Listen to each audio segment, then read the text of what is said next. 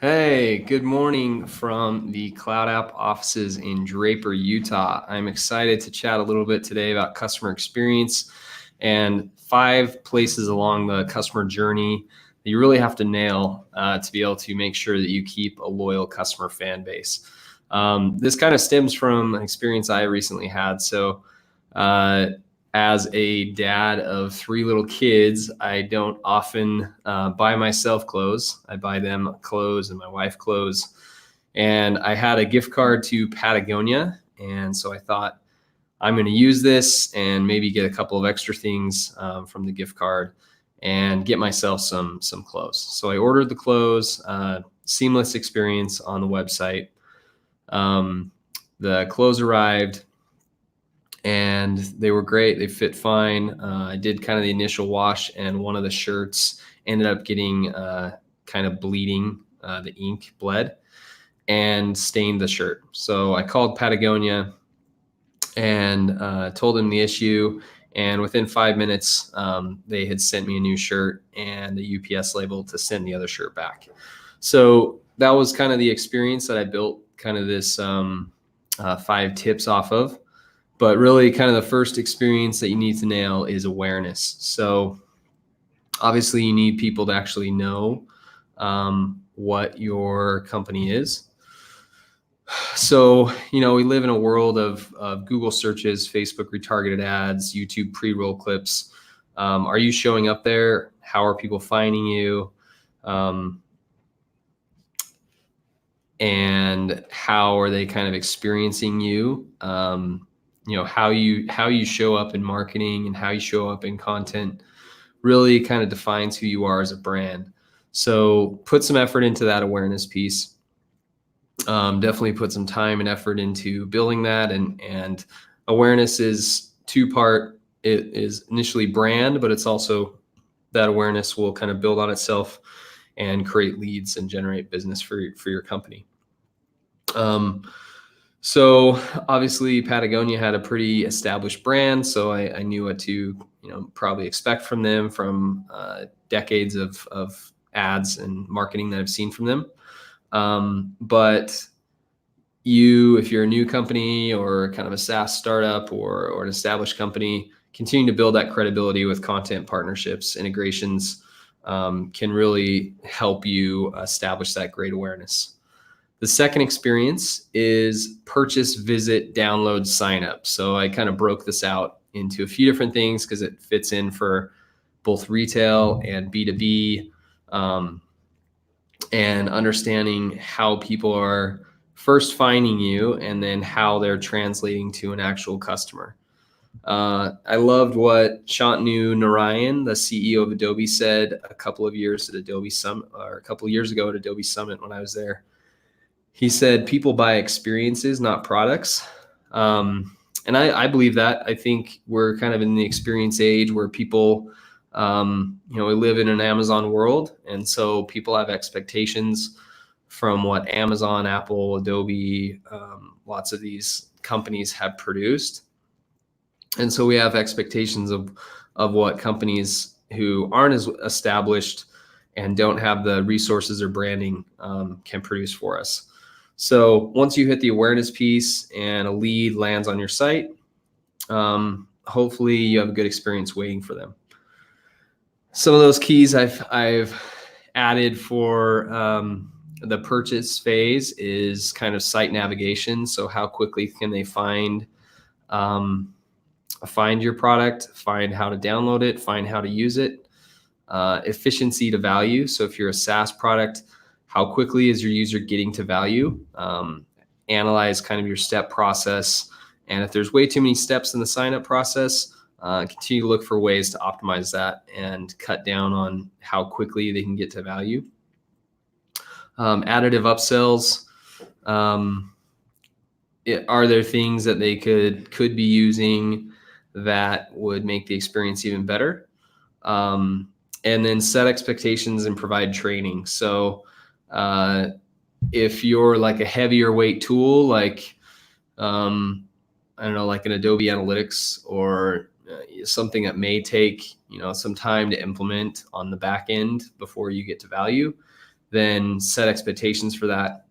If you're a tool like Cloud App that you can, get value within a minute or two, then set expectations for how to achieve that and how to hit that first trigger.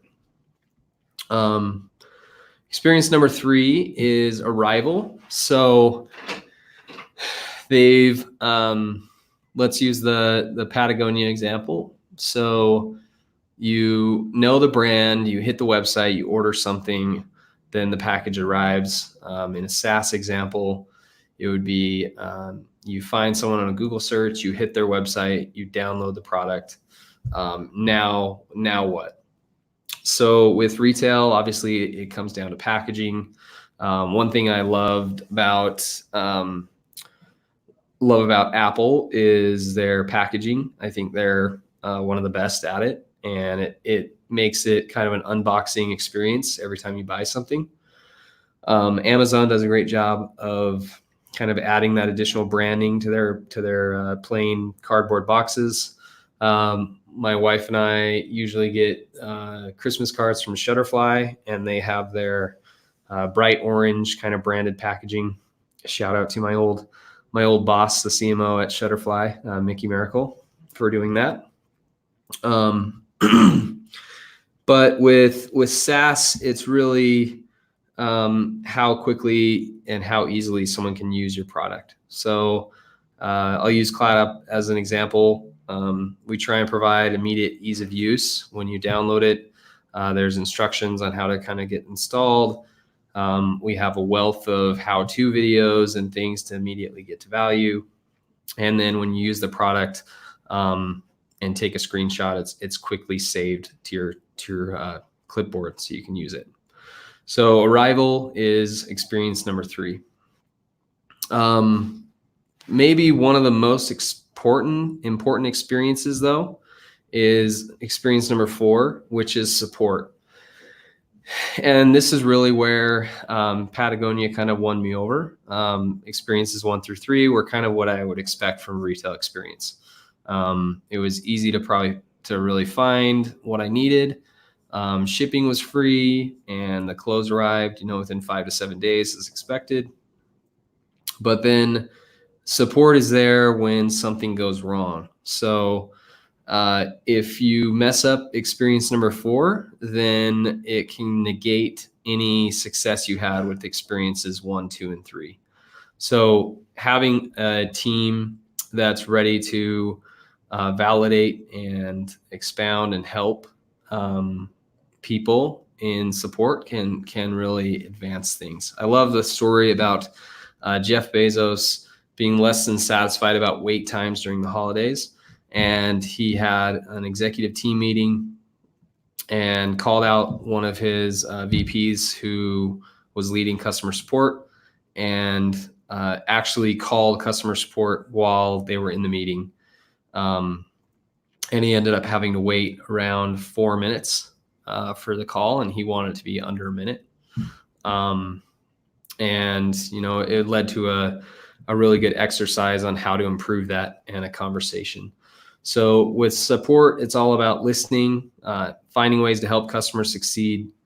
With a SaaS product, it's all about dog fooding your own product. So using it a lot and really trying to find those bugs before they occur, and finding those friction points. And being at Adobe, it was always called Adobe on Adobe. So we were the largest users of our own products, and we would find, issues with them and try and improve them.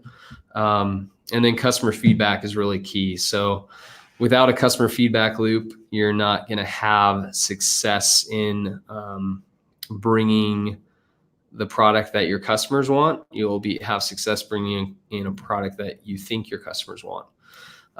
Advisory boards, outreaching to power users, regular customer testing, they're all crucial components to being active with your support and not always being reactive. So those are some things I've found that are really key with customer experience. 3 paths along the journey. So there's awareness, making sure that people can actually find you, and how your brand comes across in those instances.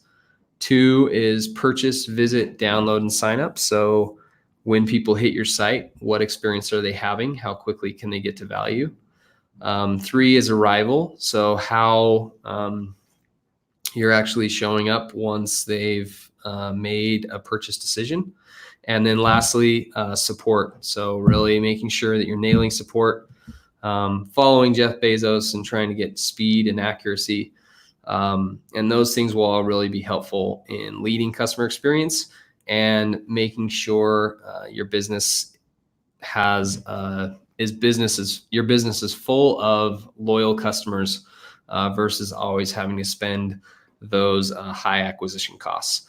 So I hope that this is some good week thoughts for everyone, and that it will be helpful in building a customer experience led business.